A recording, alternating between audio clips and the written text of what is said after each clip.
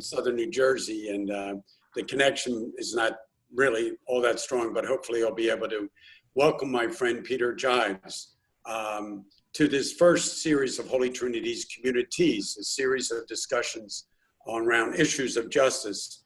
How appropriate that Peter is kicking it off. He's the founder of a Faith That Does Justice Incorporated. Began it in 2015 in a parish in San Diego, looking at the issues of the border and the immigration concerns at that time. Then he moved the program to Boston in 2016. However, I've known Peter for, I think it was since 1990. Peter is a pediatrician, a pediatric endocrinologist, and we would get together in Baltimore during the 90s as he discerned entering the Jesuits. So as friends first, before we became brother Jesuits. Also, Peter was involved in the National Institute of Health research in 1985 and through 1990. For those of you who are from Holy Trinity, you may not know that Peter was on the vanguard of starting our program in El Salvador.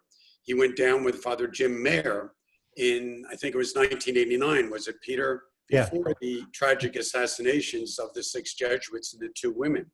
And Holy Trinity was launching programs in that area.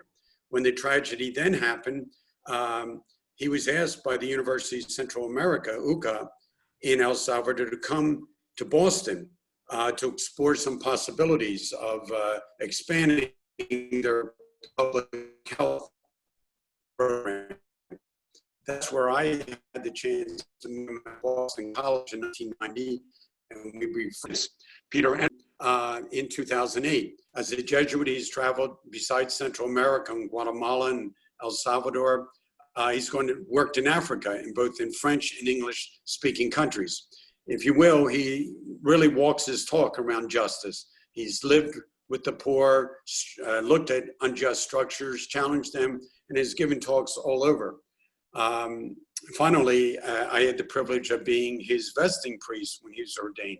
So Peter sort of models for me, what does it mean to be a Jesuit, of someone who serves issues of faith and promotes issues of justice. So Peter, without further ado, welcome to our first gathering. Well, thank you, Kevin, for the kind introduction, and thank you for everyone for inviting me. As Kevin mentioned, I am the founder of this, A Faith That Does Justice, and I just want to mention too what we do, that we really try to raise consciousness about social issues that affect the most vulnerable among us, and then also invite people, perhaps like ourselves, to walk in solidarity with those in need. So with that in mind, we have tried at A Faith That Does Justice during the past 3 or 4 years or so in Boston of really trying to bring the local community in, and we've done reasonably well with that. And the coronavirus has really offered this opportunity that no one really foresaw coming in terms of these Zoom conferences, where we're now trying to reach out to other parts of the country and at least try to offer what we're doing in the hopes of building some bridges. And we talked recently with a collaborator of the Jesuits who really suggested that Holy Trinity would be a great opportunity because of the social justice program that you people are running down there. So my hat's off to you for what seems like a very well-developed social justice program. So with that in mind, I'd like to talk today, I'd like to offer some thoughts and then maybe open this up for discussion. Given the recent events, we're in the midst of a coronavirus pandemic, which has really changed the way we live. And also now in the past couple months, we've really seen these horrific, bone-chilling events of African-American men being killed through law enforcement or other people taking law into their own hands. And I'd like to talk a little bit about structural racism from a faith-based call to action. I want to preface what I'm saying with 2 things. One is that I want to say, despite what I may say today, I want to recognize that law enforcement officials throughout the country are by and large very decent people doing good work on behalf of the common good of all of us. On the other hand, we have seen in recent times that there has been a smaller element of that, which has really been involved with horrific crimes that seem to cry out for some kind of justice. That's the one thing. The other thing I want to say too is that I speak from a position of white privilege. I have been very privileged in my own life in terms of education, in terms of opportunity, and I make no bones that I walk in the shoes of people who are oppressed. I try to walk in solidarity with them.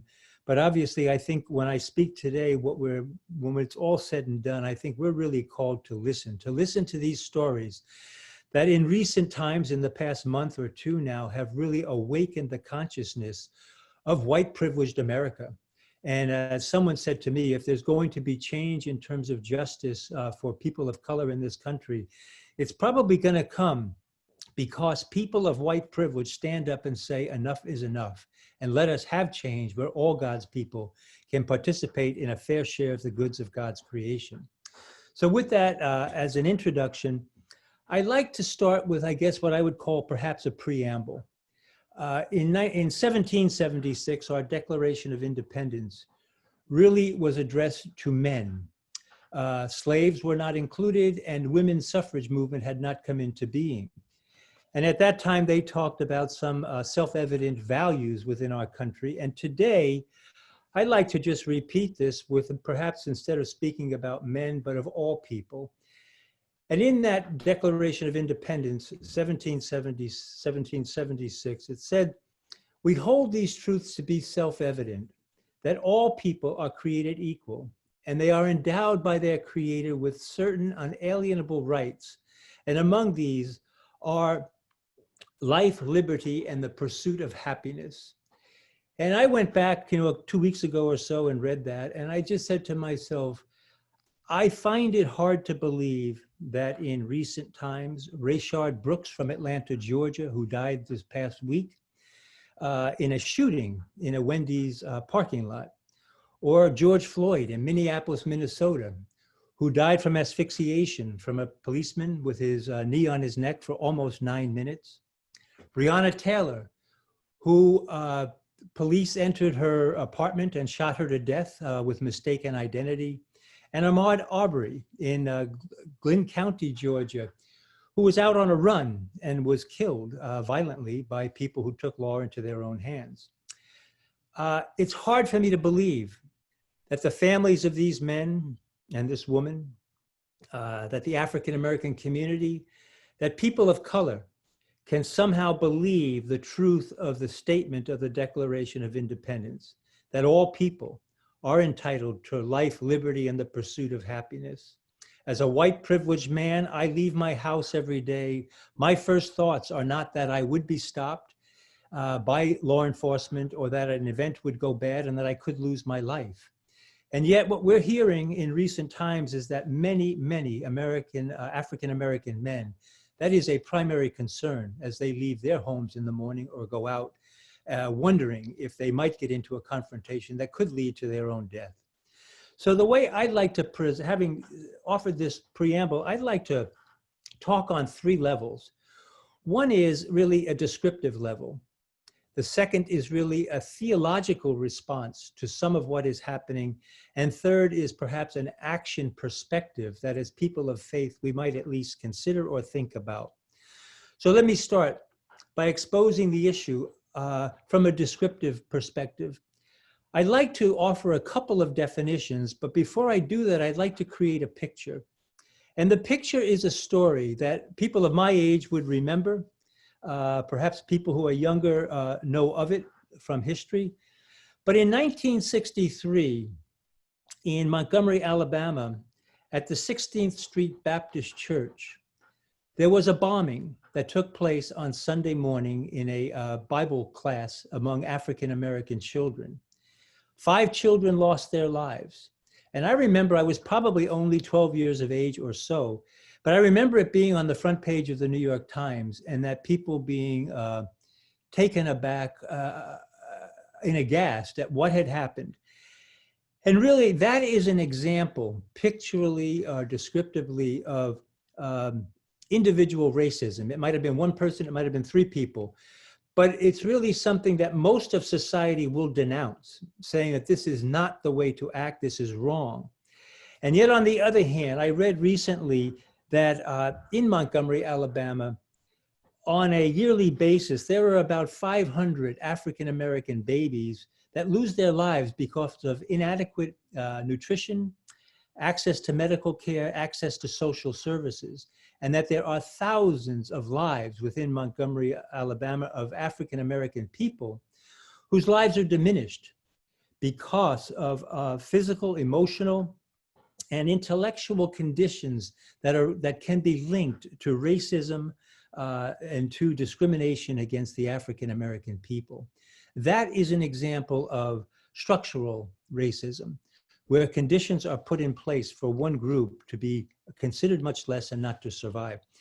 As far as a definition, there are probably many, but an individual racism could be considered to having a prejudice, a discrimination, an antagonism that's directed against a person or a people on the basis of their membership of a particular racial or ethnic group, and especially those in a minority or a marginalized group of people. On the other hand, structural racism really comes into effect. It's expressed in the social, political, economic structures that lead to disparities in wealth, income, criminal justice, employment, housing, healthcare, political power, education, and probably many other categories, where one group is kept at the bottom because of a systemic way in which society has been set up. I think in the past couple of months, at least myself, but I think many people, we have been sensitized to what we have been hearing from the African-American people for centuries, that the system is stacked against them. I can just give you a personal experience. When I saw the film, I saw two different views of George Floyd dying from a policeman's knee on his neck. It was hard for me to see. I was sick to my stomach. I was taken aback and said, how can this be in this country where we claim so much, and yet we are being told and have been told for so long that a race of people or people of color really are not being offered the same opportunities, and quite frankly, in cases are being singled out and profiled and acted against violently, and loss of life is occurring on a daily basis, if not weekly basis. So the other definition that I'd like to just mention is the one that includes me and includes perhaps many of us who are watching today, and it's white privilege. And white privilege can be defined as an inherent advantage that's possessed by white people on the basis of their race in a society that is characterized by racial inequality and injustice. Perhaps to say it another way, society is set up in a way where some people are at the top and everybody else is at the bottom.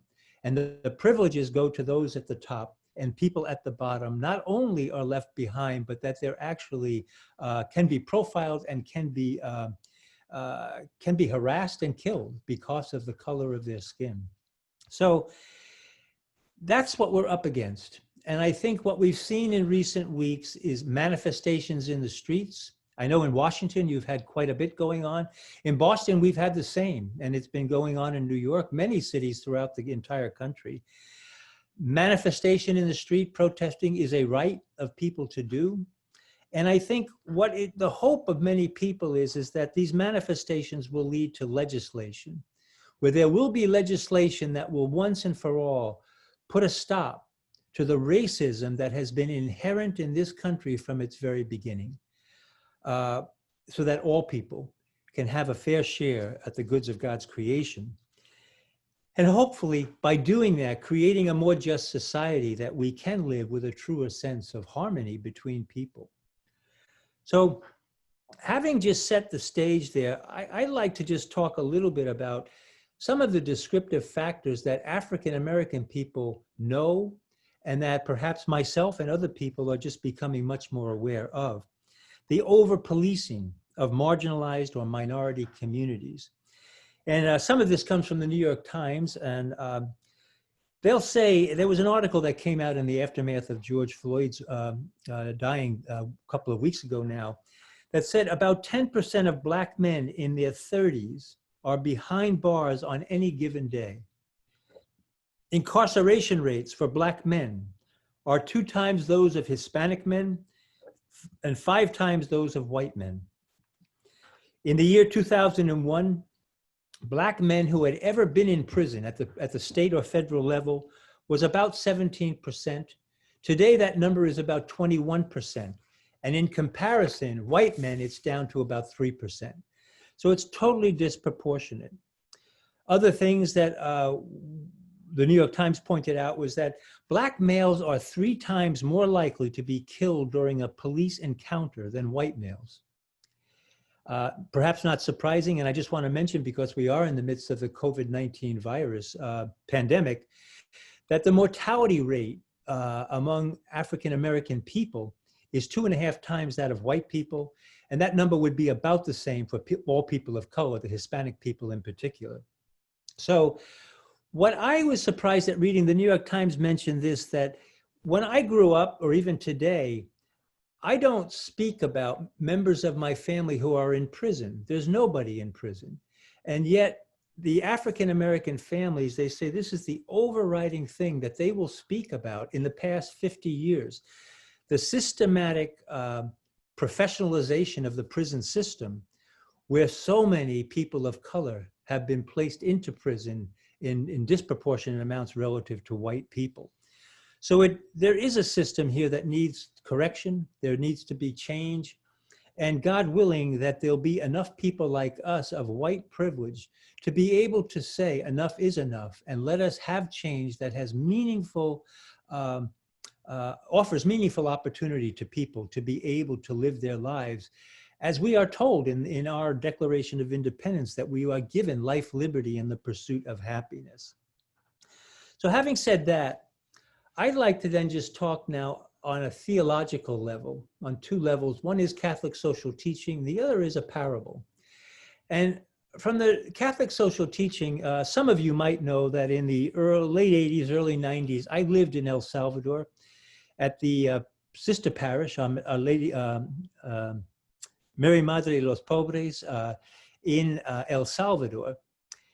And I studied theology while I was down there, and this was part of the transformation in my own life, to be able to study theology there and to be able to live in the midst of a civil war with people who were destitute. And one of the Jesuit theologians that I studied with, John Sobrino, he would say that Catholic social teaching is perhaps the best kept Catholic secret that we have.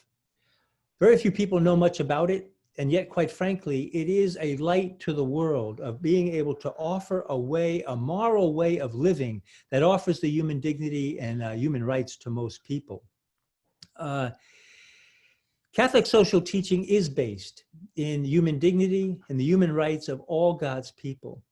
And it's a fundamental scriptural belief of the Judeo-Christian tradition of the equality and dignity of all people, that all people are created in God's image, and that all people are offered the possibility of redemption and salvation, that God created the world, it is good, and that what has happened is that human sinfulness has really set this awry. Given this, that in the aftermath of Vatican II, Gaudium and Spes, which is the document on the church in the modern world, it really said that given the human rights and human dignity that the Catholic Church espouses and holds dearly, is that every form of social or cultural discrimination in fundamental personal rights on the grounds of sex, race, color, social conditions, language, or religion must be curbed and eradicated as incompatible with God's design.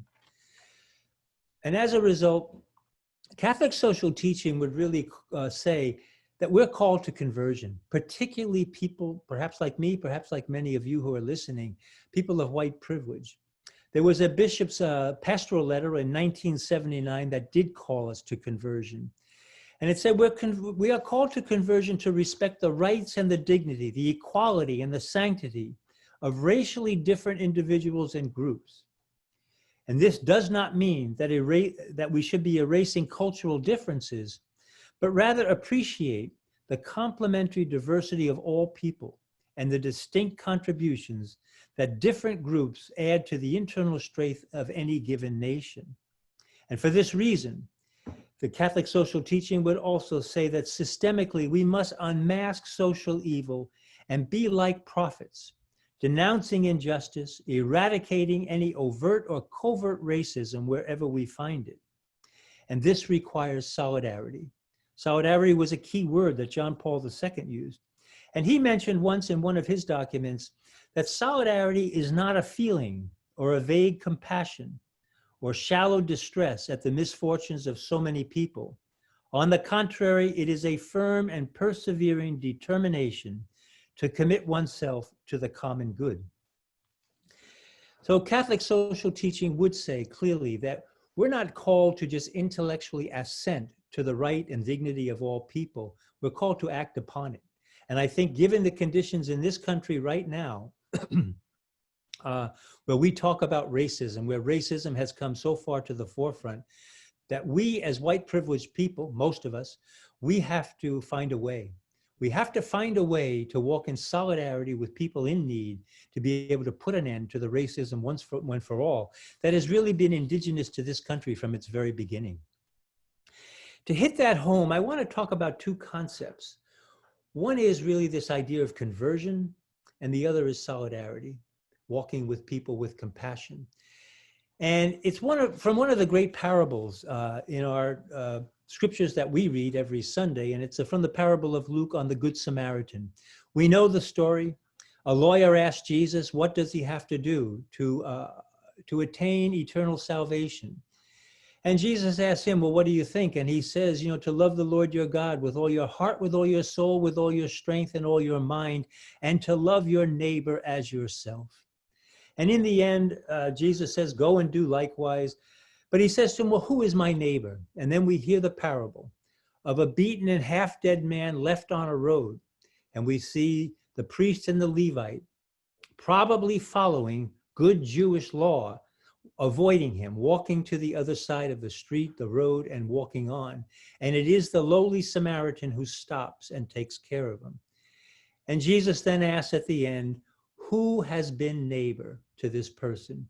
And he said, the one who has shown compassion. And I think, for me anyway, I learned this concept during my time in El Salvador, that there are two levels of compassion.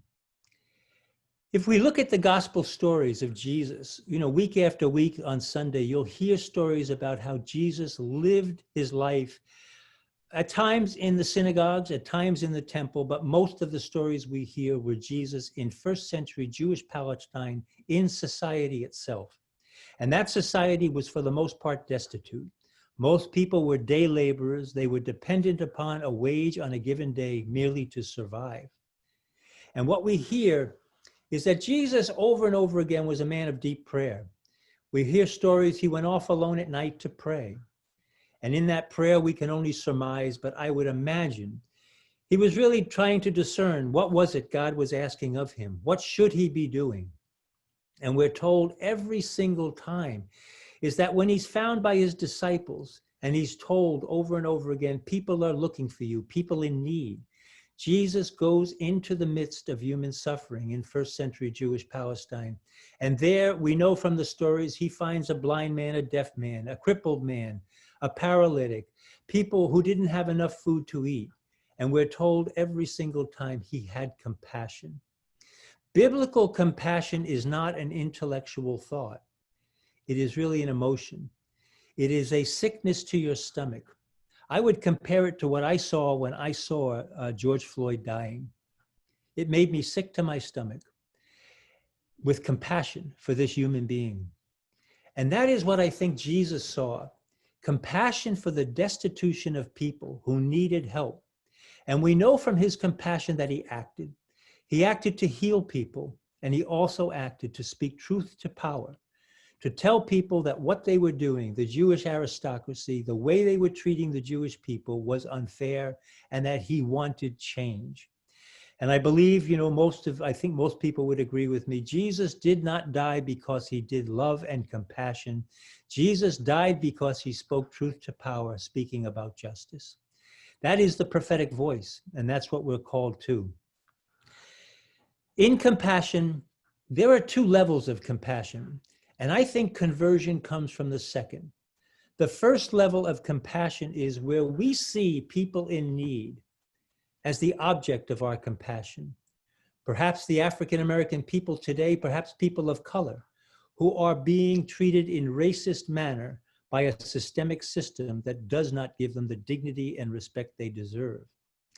We can be compassionate at that level, and it is good to be compassionate to people because we see them as a victim. They are the object of our compassion, and we can act in some way to try and alleviate the suffering that they have. However, the deeper level of compassion, which I think is what Jesus points out in this gospel, is we are the people who are compassionate. We are subjects who say, what I see, I will not accept. We are subjects who say, I will walk in solidarity with human suffering, with people who are being mistreated until things change. It is a commitment to change our own lives. That, to me, is where transformation occurs in people's lives. It is a transformation that really changes the way we live. It means change in our own lives. It means being very sensitive, empathetic to the people who are suffering, and not only saying, I feel bad for them, but saying, I will do something. I will change the way I live to walk in solidarity with you until we see a change that allows you to live the way I am living. That is what we're talking about. And I think that's what we're called to in terms of conversion by the bishop's letters that came out in 1979. There's another one in 89 that really call us to look at our own lives and how we are living, and to not be complacent. So having said that, I'd like to just talk for a second about what do we do? There are two ways, I think, that we can, as people of white privilege in particular, can look at the systemic racism, structural racism that is occurring in this country, that has been part of our country from the beginning. And I think what we see is, the human mind is very quick to rationalize, justify, and through self-deception, really allow us to live in a way that actually becomes a supporter of, or an exploiter of people who are suffering from racism or from oppression of some sort or another. There's a way to justify, I pay my taxes and I work hard, and I don't want my tax money going to people who are not doing what I'm doing, without really any understanding that the system has been set up in a way that it's very difficult for some of these people who are oppressed to be able to survive in a system that we have been privileged to be able to take advantage of. And that's not to say there are people, or not people, who take advantage. Certainly there are. But by and large, there are many, many people who are trying their best out there, and they're in situations where they're living in poverty, where they're living against oppression, and where they're fearing for their own lives. But there's another way too. We can be complicit through inactivity or a sense of helplessness. We can say to ourselves, well, there's nothing I can do. This problem is so big, there's nothing I can do. And I think that's the wrong approach. I think that given what we've seen in the past several weeks in this country, or months, and what the African American population, people of color, know has gone on for centuries, we have got to take a stand. And as I said at the very beginning of this talk, that there are political analysts now who are saying that the difference between now and the 60s is that in the 60s, the protests, the manifestations were not exclusively, but predominantly African American people. That's not true today. There are many, many people of white or European descendants who are out there marching and asking for change. And these people are saying this is an opportunity. If it doesn't come now, it may never come. Now, some of us can manifest, some of us can't. But I think the manifestations are a pre-stage to what has to happen.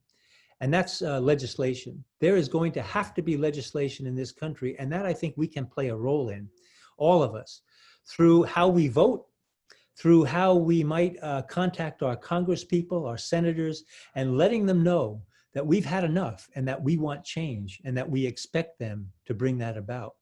That is a powerful motive for all of us to consider as we go forward and try to walk in solidarity with the oppressed people of this country and this world.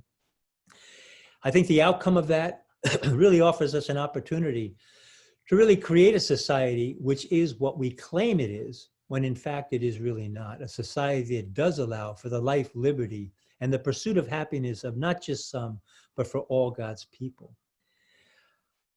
As I come to the end of these remarks, I want to just say, what can we do? I think we need to avoid silence. We need to act. We need to become uncomfortable. Those of us who live white privilege. We have lived distant from it.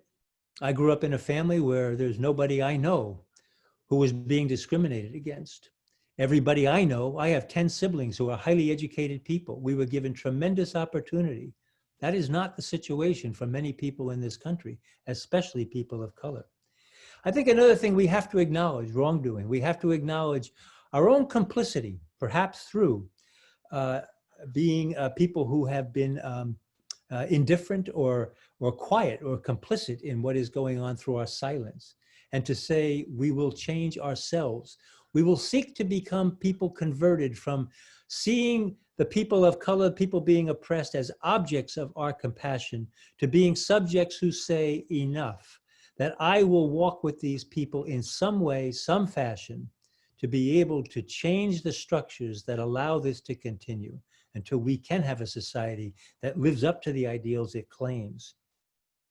And I think, perhaps as a final statement, I think ultimately, speaking as a person of white privilege who makes no pretense to being able to understand what these families are feeling now who have lost loved ones in the past weeks, months, centuries, but to say that what we need to do is to see structural racism through the eyes of the oppressed, to listen to the stories. They are telling us the reality of their lives, what is going on, what has gone on, and their plea for us to stand up and to help them.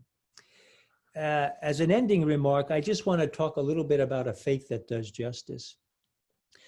As Kevin mentioned earlier, I started this program out in San Diego in about 2015 and was asked in 2016 by the Jesuit Provincial on the East Coast to bring it to Boston because of opportunity. There was a bigger opportunity here, and that has come to pass. We have really expanded our program in Boston. We hold workshops that really talk about faith lived in action. We hold community meetings before the coronavirus in one of the hotels in Boston where we get 100 to 200 people, and we talk about issues of social justice. We've talked about income inequality among racial groups in the United States or in Boston. And we've talked about women in the workplace. We've talked about faith and justice. We've talked about a number of different policies or programs that are causing injustice in this country, including the immigration issue. We've had that several times. With the coronavirus, now, I guess one silver lining is this whole idea that now we can reach out to people in different areas and to try and build bridges. And one thing I would like to mention to anyone who's listening today, in particular the people at Holy Trinity, is that I know you are doing great work, and we are very interested in trying somehow to see if we might be able to build a bridge where we can help each other disseminate knowledge about what is going on. One thing I'd like to make people aware of is that October 7th, we will hold a virtual community meeting. It will be done through Zoom, and it's going to be on faith and the national elections.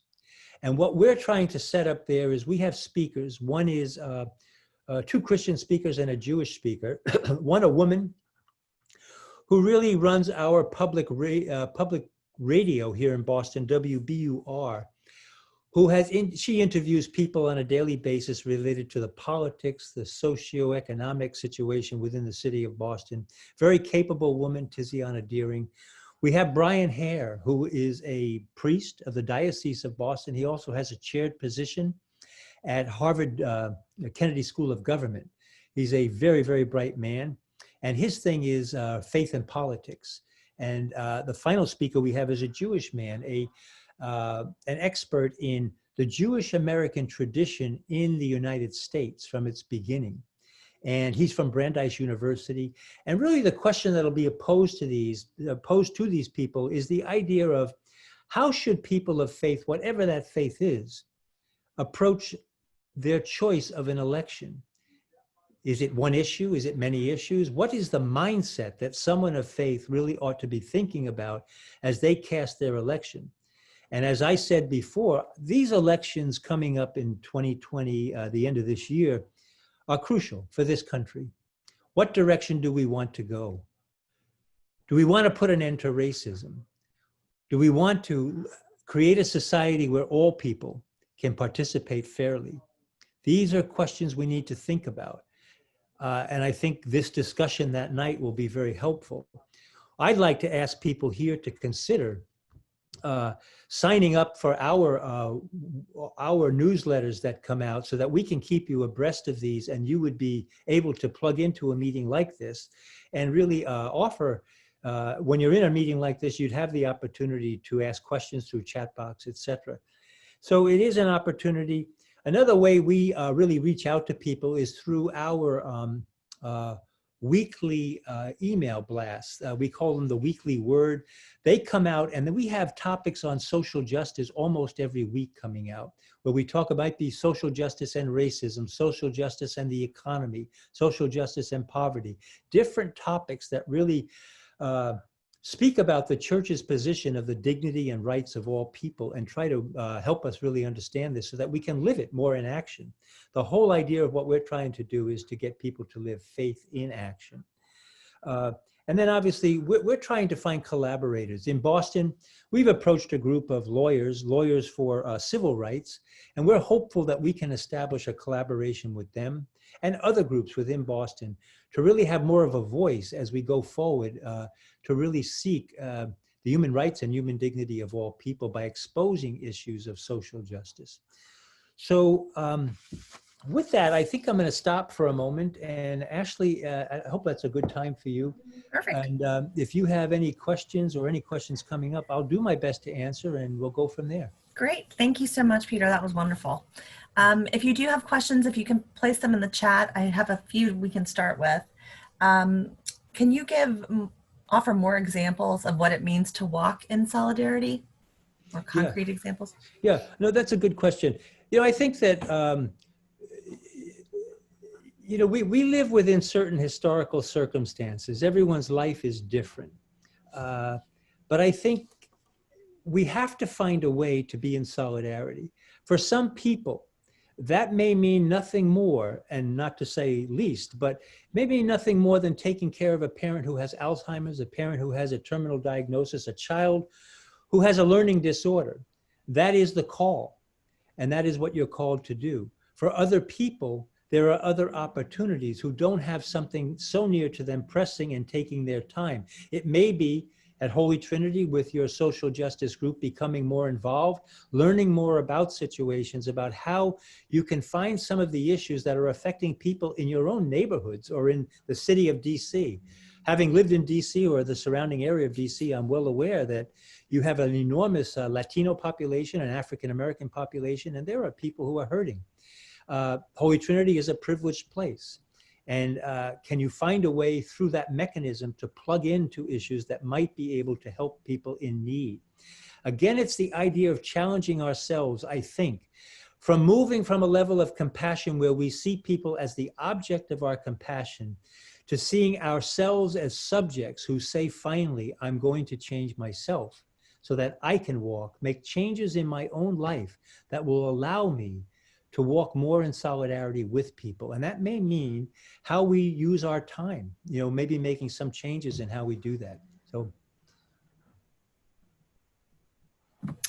Another question is, how do you shift your parish, if you're a predominantly white privileged parish, from the theory of serving people of color to other actions? Yeah, I think the easy answer is with great difficulty. But I think that, when I came to Boston, we tried very hard to, our group is predominantly white, predominantly Christian, although we do have African American, we do have people of color. We have a growing Spanish-speaking population that is part of our group. But when I came to town, I tried to go through the city and identify leaders. Some of them were civil leaders, some of them were religious leaders.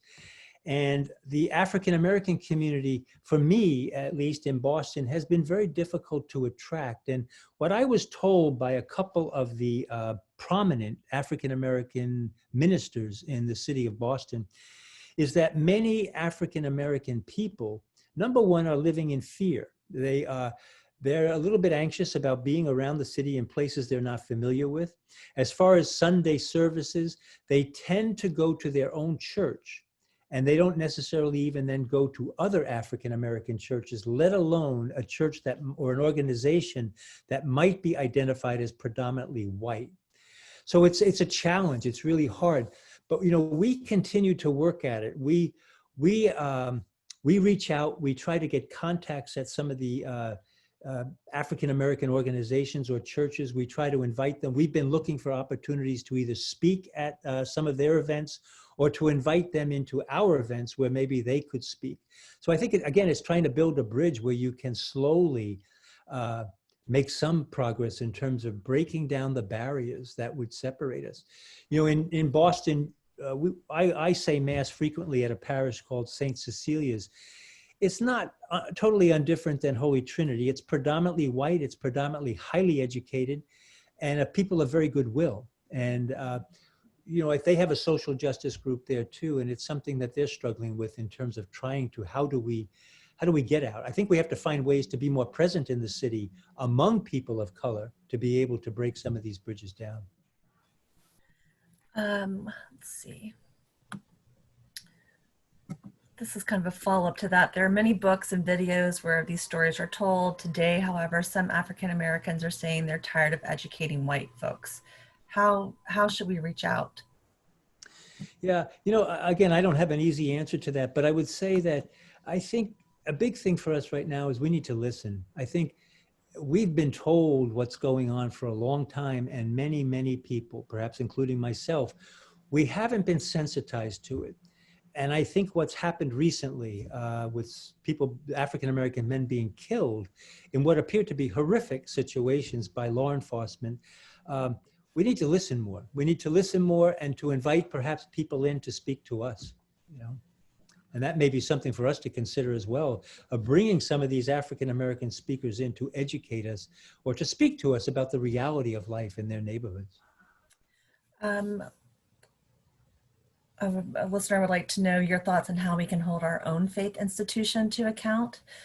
For Father Brian Massengill stated, the Catholic Church is just as guilty, complicit in racism, as if not more in some instances, as other social structures. Yeah, I would agree with all of that. I think that, I've learned along the way that we need the prophetic voice in this world, in this country. And I think as a bottom line, or a majority of the time, you're not going to find it in public officials. You're not going to find it in church officials. There's a lot of co-optation. In my judgment, I'm speaking for myself, the church, I believe, has been co-opted, the Catholic Church.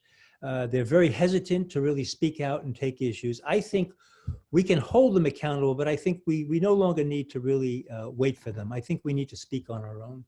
We need to speak truth to power. And if they come along, fine. If they don't, they don't.